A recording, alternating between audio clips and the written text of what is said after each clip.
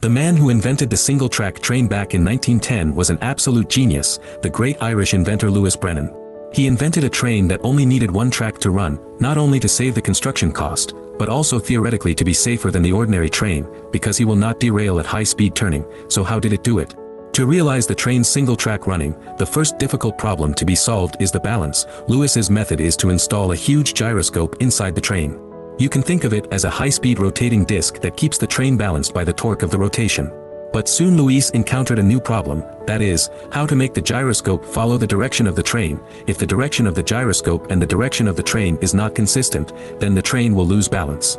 So Louis came up with a genius method, that is, in the train and then install the gyroscope, let it and the first gyroscope rotate in reverse, and then use gears to connect them, so that when the train turns the two gyroscopes will restrain each other, so that the train is always balanced. Louis's method was proven on the model, but when he used it to build a real monorail he encountered new difficulties. He found that his gyroscopes were too small, and their power was not enough to make a train station weighing tens of tons stand up. He wanted to make the gyroscopes bigger and heavier, but he realized that this would make it harder to balance the train, and there wasn't enough room in the train for such large gyroscopes, so he had to think of other ways to increase the power of the gyroscopes. So he added an engine to the gyroscopes to make them spin faster, and then put them on a bracket that could be rotated so that they could tilt as the train tilted. He also put two baffles on the gyroscope shafts so that when the train tilted, the shafts would hit the baffles and cause friction that would make the gyroscopes roll to one side, thus giving the train a reverse force to regain its balance.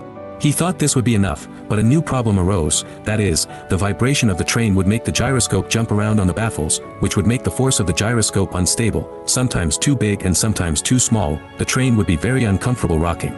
So he came up with an even more genius solution, which was to use air pressure to control the power of the gyroscope. He fixed the gyroscopes to the train and then put a toggle on their shafts, which controlled two valves, which controlled the flow of compressed air. He also installed a large round tube on the train with a toothed piston inside, which pushed the gyroscope around. When the train is tilted, the gyroscope will drive the toggle will close a valve to open another valve, so that the compressed air from one side of the flow to the other side to promote the movement of the piston, and the piston will then push the gyroscope to rotate to let the train back to balance.